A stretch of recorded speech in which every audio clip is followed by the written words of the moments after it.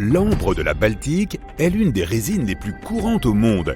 Dans les vastes forêts de pins, leurs nombreux dépôts sont si communs qu'ils fournissent d'innombrables et merveilleux trésors du passé. On trouve notamment très souvent des fourmis dans l'ambre de la Baltique provenant des pins. Sa résine est riche en sucre, si bien que les fourmis vivent souvent parmi ces arbres, près de cette source facile de nourriture.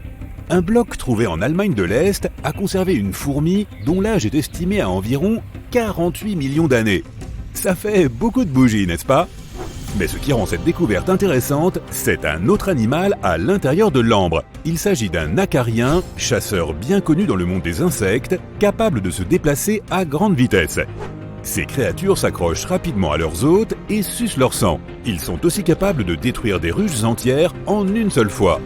À l'intérieur de ce morceau d'ambre, on peut avoir un aperçu de leur dernière bataille. En Asie du Sud-Est, on a trouvé des plumes appartenant à une créature unique datant de 80 millions d'années. Elles ont été capturées dans de la résine pendant la période du Crétacé, l'âge d'or des dinosaures. Les nombreuses plumes à l'intérieur proviennent du Coelurosaure, qui ressemble à un dinosaure, mais qui s'apparente davantage aux oiseaux. D'autres plumes comme celle-ci ont été trouvées dans de la résine et elles appartenaient à des dinosaures aviaires et d'autres dinosaures non volants. Ces découvertes ont permis d'imaginer à quoi ressemblaient réellement les dinosaures. Pourtant, il est possible que les dinosaures aient eu des plumes au lieu d'être complètement chauves.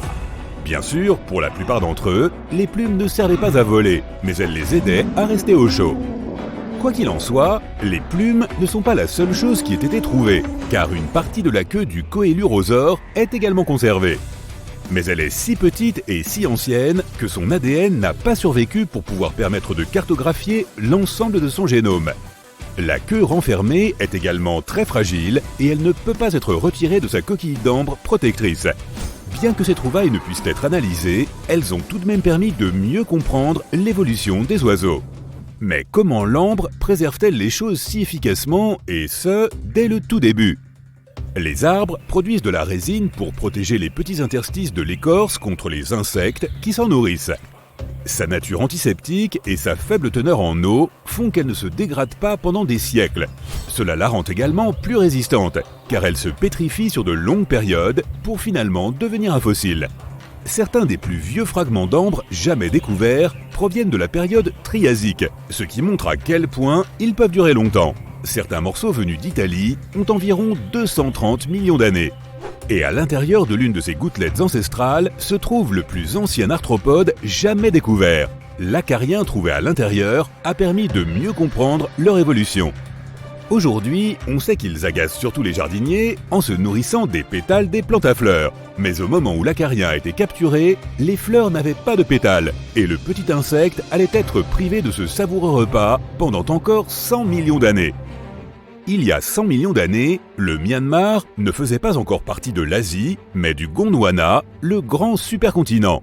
Mais à l'époque, la zone était déjà luxuriante, avec une grande forêt qui abritait de nombreuses espèces de lézards vivant dans les sous-bois à l'abri des dinosaures. Beaucoup d'entre eux ont été conservés dans l'ambre, ce qui a permis de découvrir les ancêtres des geckos et des caméléons. Au moyen de scanners, les scientifiques les ont analysés, donnant un aperçu de la formation de leurs écailles, de leurs dents, de leurs pattes et de leurs griffes. Tout cela a permis de comprendre comment ces créatures archaïques sont apparues il y a si longtemps. Bien qu'il s'agisse surtout de morceaux de lézards, en utilisant la technologie moderne, les scientifiques ont pu recréer des images 3D d'animaux entiers. Ces images peuvent révéler à quoi ils ressemblaient sous leur forme complète. Et elles montrent qu'ils conservent encore aujourd'hui certaines de leurs anciennes caractéristiques, comme les coussinets collants utilisés pour grimper. Un des spécimens les plus intacts jamais trouvés dans l'ambre est un fossile de salamandre datant d'environ 20 millions d'années. Les détails de ces derniers instants montrent qu'elle a été attaquée avant de se retrouver coincée dans la résine. Mais le plus déroutant dans cette découverte de l'ère du Miocène, c'est que l'ambre a été trouvé dans les Caraïbes. Pourtant, il provient d'un arbre qui est plus proche de ceux de l'Afrique de l'Est. Le lézard a aussi des ancêtres dans la même région. Ce genre de découverte a ouvert une toute nouvelle compréhension de la façon dont ces petits lézards ont migré. On pense qu'ils auraient pu chevaucher des troncs d'arbres tombés au sol, ce qui leur aurait permis de traverser les mers vers de nouvelles contrées.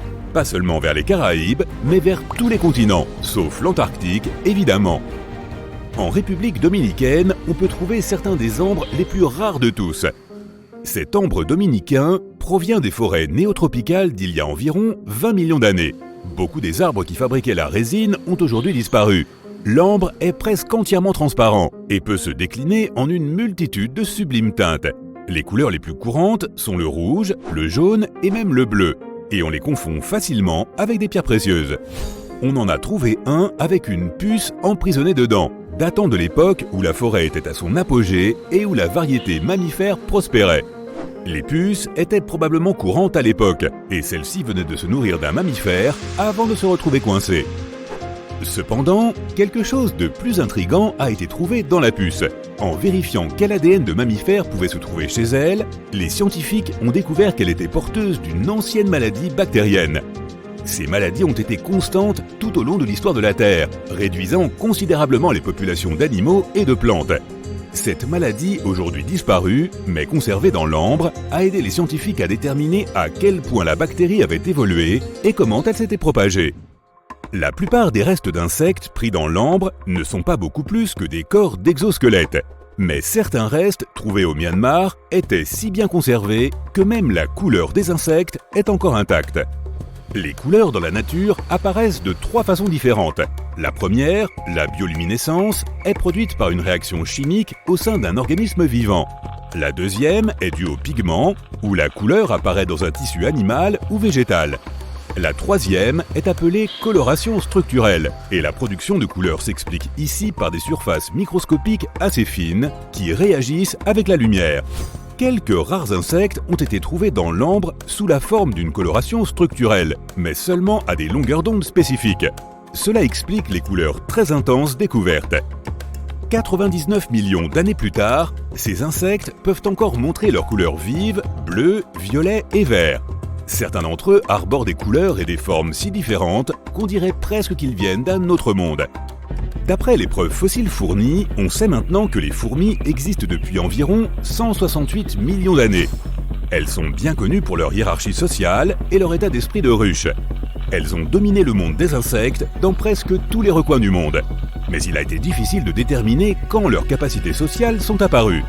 Pourtant, de l'ambre datant d'il y a 100 millions d'années a récemment permis de faire un peu plus de lumière sur leur évolution.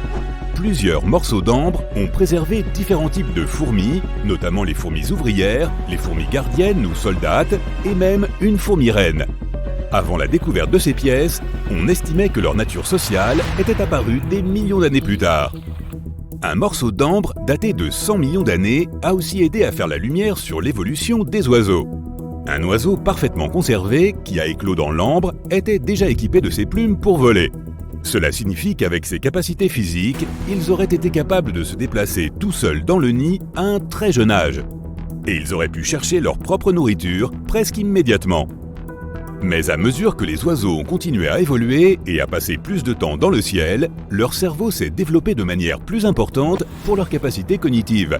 Après l'éclosion, leur développement précoce était alors davantage axé sur le cerveau, et les poussins sont lentement devenus plus dépendants de leurs parents au fil du temps. En Espagne, un énorme trésor d'ambre et d'autres fossiles a été découvert. À l'intérieur, il y avait les restes d'un écosystème tout entier qui existait il y a 110 millions d'années. On a trouvé un tas de fossiles variés. La vaste collection comprend de nombreux types d'insectes, de mollusques, d'arachnides, de plantes, 50 fragments d'os de dinosaures différents, des plumes et des poils de mammifères, et un emballage de hamburgers de McDonald's. Ah non, ça c'est faux. L'abondance des découvertes a aidé les chercheurs à comprendre l'ancien écosystème terrestre qui existait autrefois. Grâce à une foule de détails spécifiques sur l'environnement, ils ont reconstitué l'environnement d'un marécage entier. Ainsi, il est désormais possible d'imaginer plus concrètement ce qu'était le monde des dinosaures.